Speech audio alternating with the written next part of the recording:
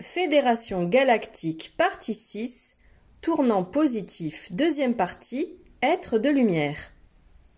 Bonjour encore une fois, je suis Maryse Varou.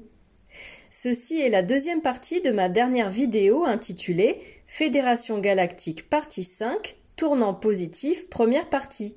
Et c'est la suite directe de là où j'en étais restée.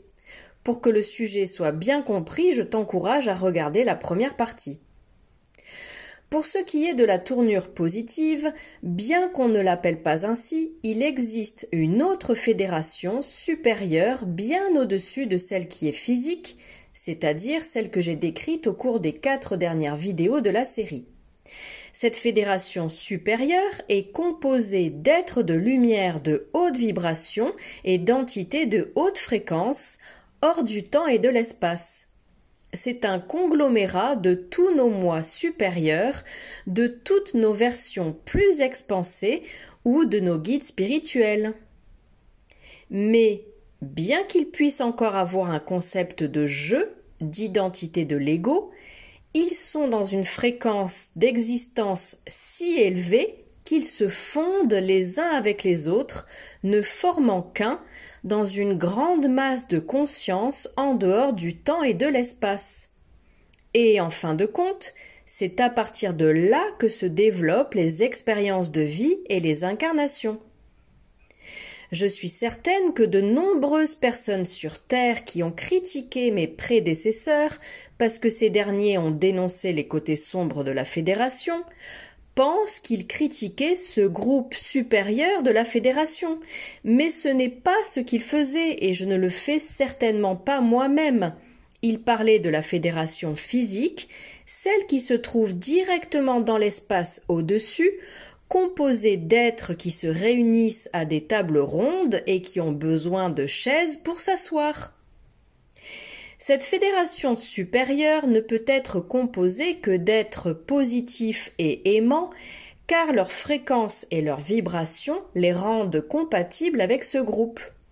Mais, comme ils sont si proches de la source en tant qu'êtres de lumière, ils n'ont pas besoin de chaises, ils ne tiennent pas de conseils et ils n'ont pas besoin d'aller quelque part pour se réunir entre eux.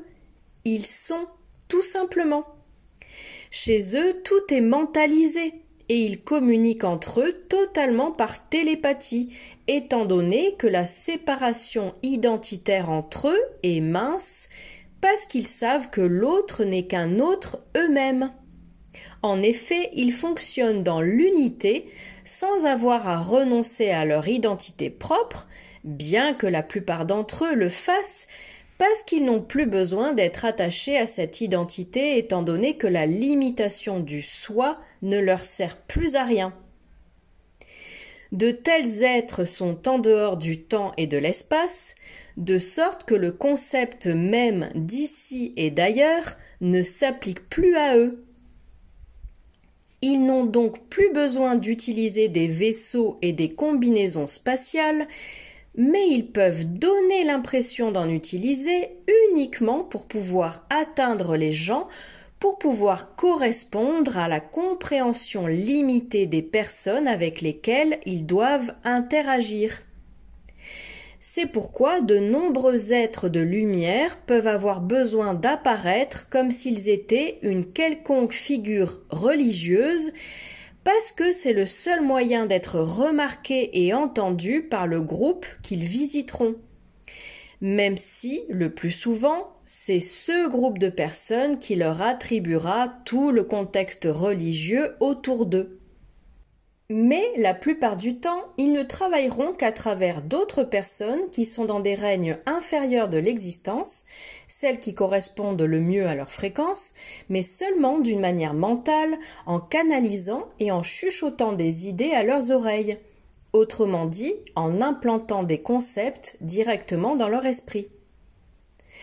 Cela m'amène donc à penser que sur Terre, le concept New Age de fédération galactique est une sorte de mélange idéalisé entre ce groupe supérieur d'êtres de lumière et la partie physique, les écrous et les boulons, la peau et les os de la Fédération galactique composée de personnes d'apparence humaine ou non, avec toutes leurs qualités et tous leurs défauts.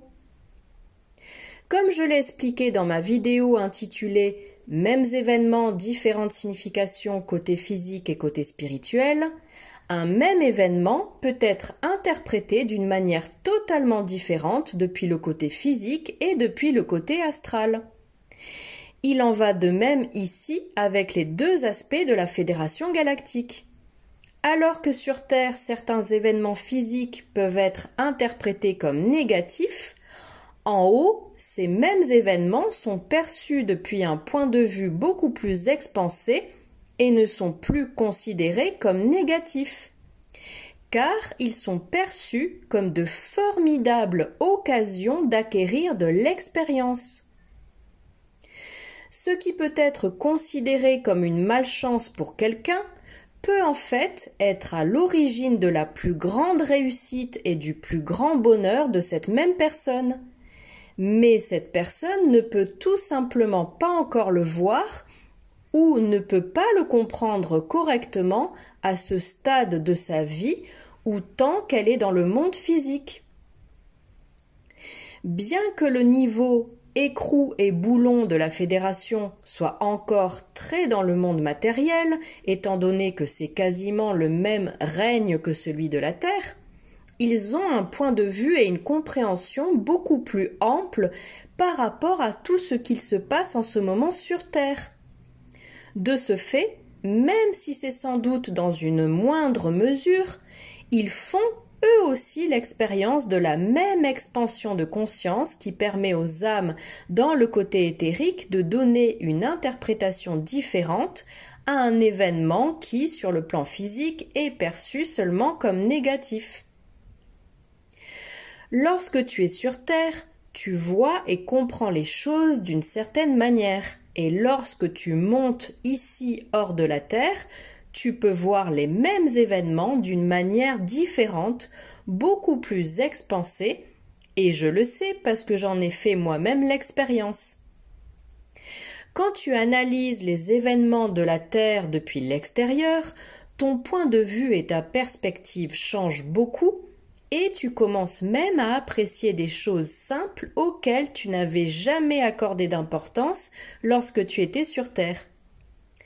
Et du simple fait de ne plus être immergé dans la même conscience collective, tu as immédiatement un autre point de vue et toutes les valeurs et interprétations que tu donnes aux mêmes événements changent radicalement, simplement parce que tu as beaucoup plus de données qui te donnent un point de vue beaucoup plus élargi.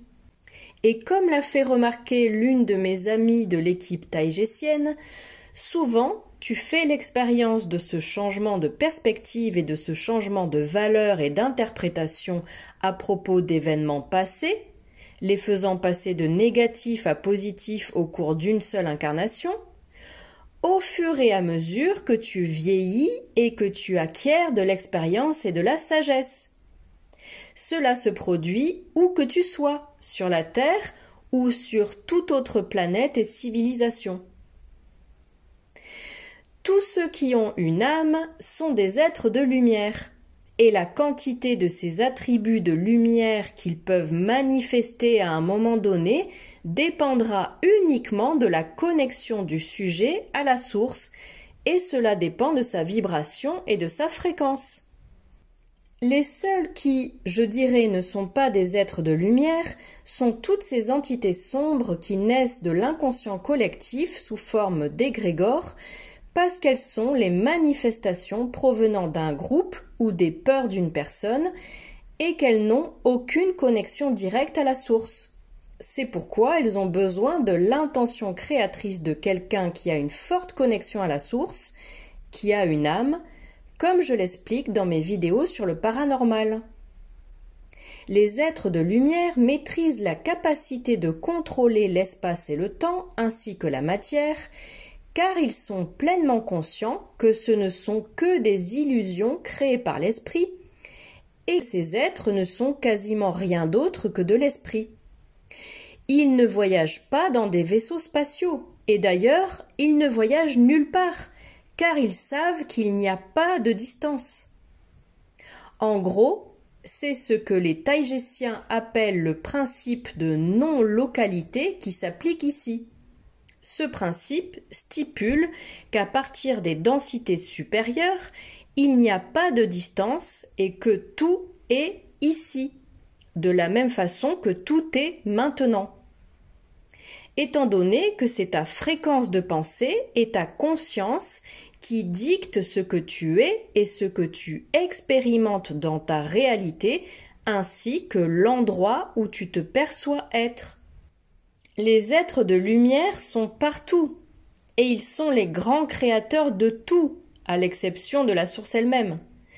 Car ils sont peut-être les êtres les plus proches de la source qui puissent encore être considérés comme quelque chose d'autre que la source, tout en étant également la source elle-même, bien sûr. Ils peuvent s'incarner dans n'importe quelle personne ou sous la forme de n'importe qui pour être en mesure de guider directement depuis l'intérieur pendant qu'ils sont dans le monde physique. Ils peuvent naître et grandir comme des humains normaux, mais en se souvenant de tout ce qu'ils sont, et comme ils ont la capacité de manipuler l'espace et le temps, ils peuvent se trouver à plusieurs endroits à la fois, c'est-à-dire à la fois incarnés comme des humains normaux, tout en continuant en même temps à errer dans les terres comme des êtres non matériels à part entière. Ce sont souvent des travailleurs de lumière et des starseeds.